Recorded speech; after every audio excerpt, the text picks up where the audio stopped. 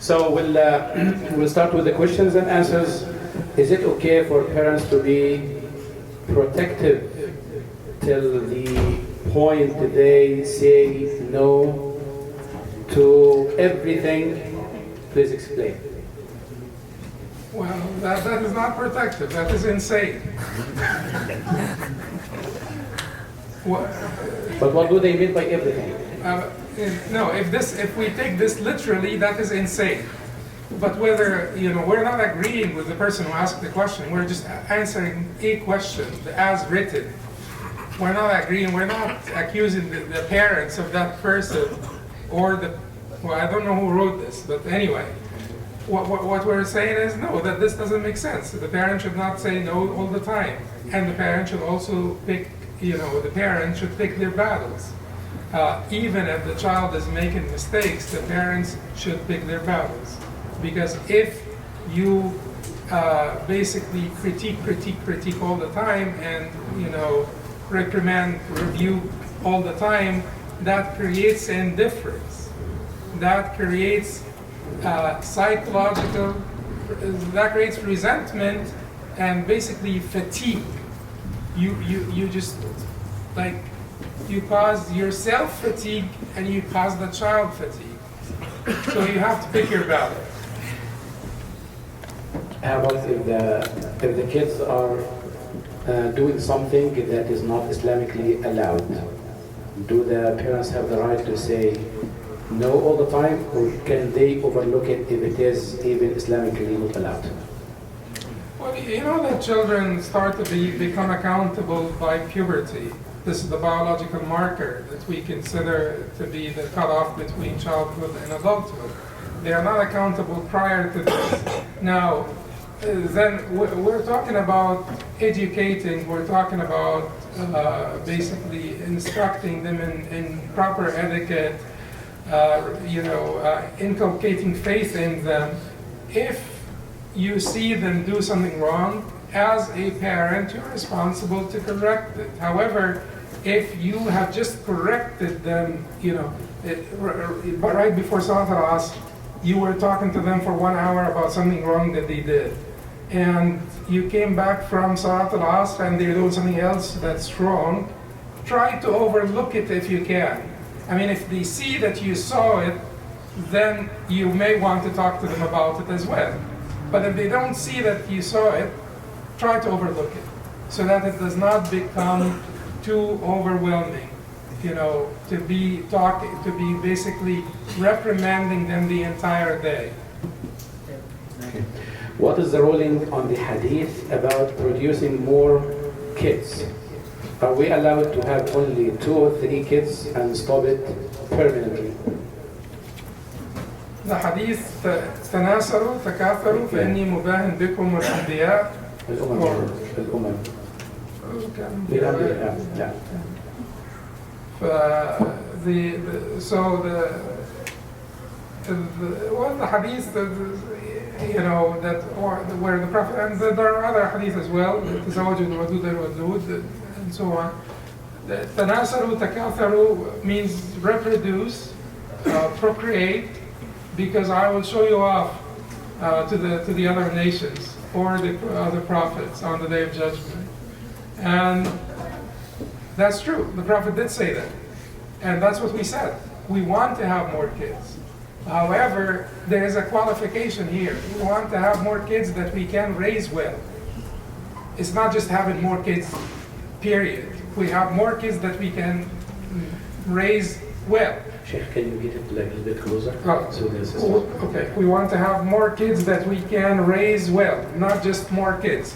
So yes, procreate, because I will show you off to the other nations on the day of judgment, is an established hadith from the Prophet ﷺ, and it is a concept that is correct. But at the same time, Jabir also told us, كُنَّا نَعْزِلُ وَالْقُرْآنُ يَنزِلُ. So we used to practice coitus interruptus while the Quran was being revealed, and this was reported by Muslim. What does that mean? It means that the Prophet allowed the Sahaba to practice coitus interruptus, which is a form of contraception. It is a form of contraception. And that means that for the individual couples or individual families, they get to determine how much they can handle, how many kids they can handle, and they can raise them well and teach them, and and all of that stuff. So yes, the default in principle, you want to have more kids, as many as you can, raise well, and educate well, and basically fulfill their needs, psychological, educational, emotional, physical, sports, from every angle. If you, as many as you could fulfill their needs, have them. It says here, I think it's a follow-up with that question. You have not yet explained how to encourage them if they did something wrong. How to encourage them? You do not want to encourage them if they did something wrong. There is something called positive and negative reinforcement.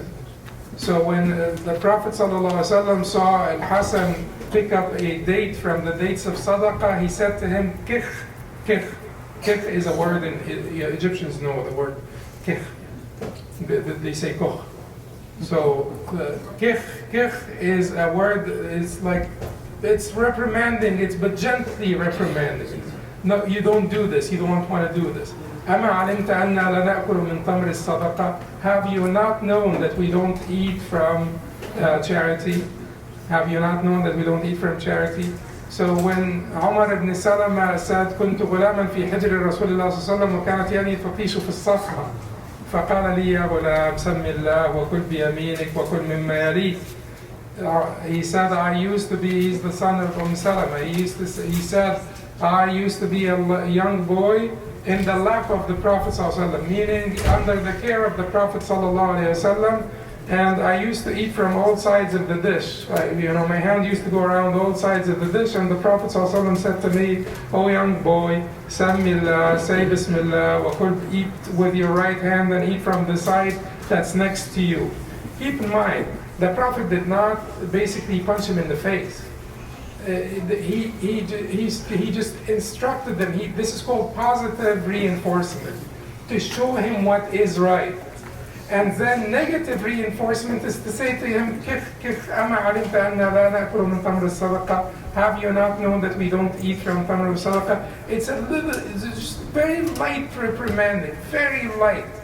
And then, if that does not work, then you could do the emotional abandonment. I don't want to get there, but فَعِظُهُنَّ وَاهْجُرُوهُنَّ فِي الْمَضَاجِعِ وَاضْرِبُوهُنَّ فَإِنْ أَطَعْنَكُمْ فَلَا تَبْغُوا عَلَيْهِنَّ سَبِيلًا. These three phases. First, you want to instruct your child to do that which is right. Could be a meaning, could be mali. And then if they repeat the same offense, you do a little bit of negative reinforcement. Why are you doing this? Didn't you know that we don't do this? And then if they continue to do the same thing that is wrong, then you do the emotional abandonment. Emotional abandonment of a child means what? That basically you turn your face away. You're walking into the door, they're coming to you, they expect you to give them a hug. You do not give them the hug. They figure out, wow, what's happening? My dad is extremely angry because dad usually gives me a hug. If dad never gives me a hug, there is nothing different here. It's just like another day. But if dad gives me a hug every day and he doesn't give me a hug today, then there is something, major happening. And then as a child, I would say to myself, what's happened? What's wrong? Dad, what did I do wrong? Your mom told me that you did this and messed up and this. So this emotional abandonment. And then the last, maybe we will just defer the last one to some other time. Yeah. One of the rights of a child on his or her parent is to find a mate for him or her to marry. I don't know if this is However, living in the West makes it difficult for a parent. What do you advise? It's an obligation on the parents to find a mate for the child? And that's what the question says. Oh, no, but it's not an obligation. Leave them alone. you could suggest. You could suggest to them. But it is eventually their choice. I mean, you're not the one getting married here. Let's just be real, brothers and sisters. You're not the one getting married. You could suggest. If you know someone who's suitable, suggest. But at the end of the day, allow them to make the choice. You could advise. But at the end of the day, allow them to make the choice. They are the ones who are getting married. It is going to be their trouble or their success or failure. Their enjoyment or trouble. So it is not an obligation on you. The only thing that you could do as like a parent is that if you know somebody that is good, suggest to your child that this person is really good, and if they're in agreement, then that would be nice. If they're not, don't push them, don't force them. Yes. The question says, I missed half of Ramadan due to pregnancy, and then 10 days of the following year due to pregnancy. I don't have enough time to make them before this Ramadan. I just learned you have 2 years to make them up. What can I do now? Also, the people I have to feed, do they have to be homeless? Well, going from the back, from the end upwards, the people do not have to be homeless. They just need to be poor. They need to be needy. If they're needy, you could feed them. That's fine. Faqir, miskeen, needy, you feed them. Then make up as many days as you can now, and the rest do it after Ramadan. Should you also pay kafara because you are late in making up for the days? If you want to be on the safe side, pay kafara as well. But if you do not want, if you want the stronger position, all that is required of you is to make up those days. If you cannot make them all up before this Ramadan, make as many up as you can, and the rest to make them up after Ramadan. Yeah, back to the same question. I think maybe the intention of the person who wrote this question is regarding the difference of opinion related to the pregnancy as an excuse for breaking the fasting and breastfeeding. Oh, I'm sorry. Yeah. She said she's pregnant? Yes. Oh. So that's according to the opinion of Ibn Abbas and Ali and other companions that she should just give kafara instead of that. Yeah. I think that's what. Okay. So the four imams do not consider the pregnancy to be a permanent ailment or to be like senility. We have permanent ailment and senility. These are two excuses to give kafara and to have no qada or makeup binding on you. So according to the four imams, they did not consider this pregnancy to be of these two different conditions: senility or permanent ailment or disease. Ibn Abbas said to a pregnant woman, "Anti mimman la yutiqunahu." You are one of those who do not have the capacity to fast. Inferring that she may, and he also gave that fatwa that she may need to only give the kafara. I would say for the sisters who get pregnant back to back and get pregnant, often, then this concession by Ibn Abbas may be a valid concession, because she may be pregnant or breastfeeding for 12 years in a row or more sometimes, between pregnancy and breastfeeding, and if we ask her to make up for all the 12 years, it may be haraj or hardship. But for the sister who got pregnant once, or the sister who plans to get pregnant twice, I would say be on the safe side and follow the four imams and make up. Okay. Unless your shaykh here gives you a fatwa to give the kafara, then you can give it. I think that's what we do. That's what we do. We actually tell the person if she can make up and it is not difficult for her, Okay. then she should do it. Otherwise, if she cannot, then she should follow the opinion of Ibn Abbas and other companions and do the kafara. And that's that's a reasonable fatwa as well. In which language humans will speak in the life, in the afterlife, life after death? Well, many of the scholars said Arabic. I don't know of any confirmed hadith from the Prophet ﷺ that it will be, but many of the scholars said Arabic. I think this is a question from an Arabic-speaking person that maybe does not understand English. مقترح يا حبذا لو هذا الكلام العلمي يترجم بالعربي كوثيقة تحفظ بها الأسرة ومراجع التربية ونحصل عليها بسهولة. لعل هناك من ترجم هذا الكلام إلى اللغة العربية. أظن أن العرب عندهم كثير من الكتب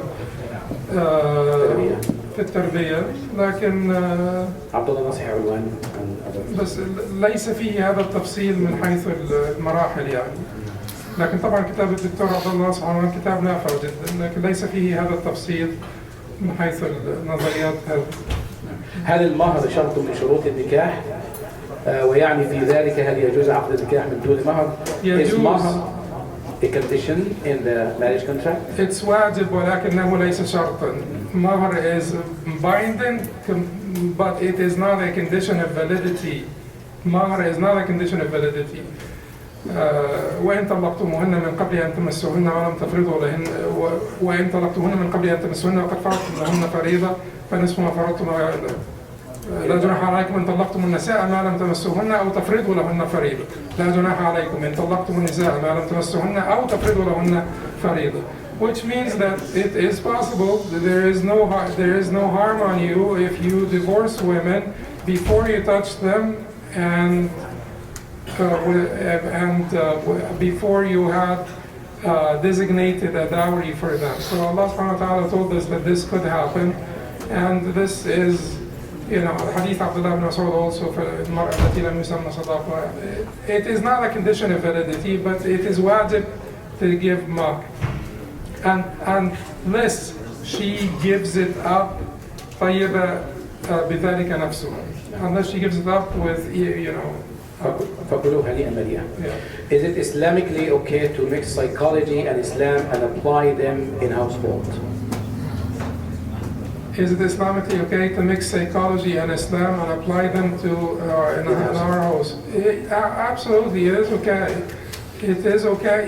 These sciences are human. Basically, this is the product of human intellect, and human beings are capable of discerning between good and bad, right and wrong, by the qualities that Allah had endowed them with. There is a mas'ala called the tahsin wa taqbih al-aqli, ability to discern between between right and wrong. Human ability to discern between right and wrong. Ahl Sunnah, or the majority of Ahl Sunnah, and the stronger position is that human beings are capable of this with two caveats. One caveat is you're not responsible until Allah sends you a messenger, and the other one is you can discern between right and wrong, but you have limited ability of discernment. That is why you need the wahy, you need the revelation to augment, to boost, to correct if you're biased, to correct you if you are short-sighted, to show you ahead what is awaiting you, and so on. So basically all products of the human intellect, we should be interested in benefiting from all human experience and so on, but we should be discerning. When we take these things, we should be discerning. Even in sciences that are even more touchy than this science, like the science of Hatem al-Haj, for instance. One of the mashayikh from Shanqid said in two verses of poetry, فإن قلت حرمه النواوي وابن الصلاح والسيوطي والراوي قلت نرى هذه الأقوال دي المخالفة قلت نرى الأقوال دي المخالفة محلها ما صنفه الفلاسفة أما ما خلصه من أسلم فينبغي أن يعلم عند العلماء أو كما قال.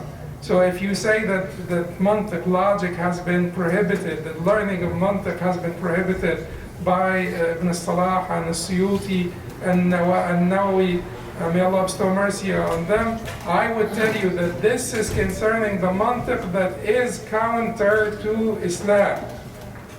محله ما صنفه الفلاسفة, that which has been basically authored by philosophers, that is counter to Islam. As for that which has been purified, filtered by the Muslimin, this type of mantiq must be known according to the ulama, or by the ulama, must be known. So psychology, logic, and all of these things, and our kids are learning this stuff. It is actually our responsibility that we provide them with filters. We are not providing them with filters. Part of the responsibility of this Muslim community is that kids that are going to college, they can get to the masjid, and in the masjid, we provide them with filters. We tell them that this is what they're going to tell you in biology. This is how they will try to convince you of evolution. Or this is what they will teach you in philosophy 101, and this is the rebuttal or the counter argument, right? So we want people that are special. Keep in mind, the Imam would not do everything. The Imam would not be the jurist and the philosopher and the logician and all of it.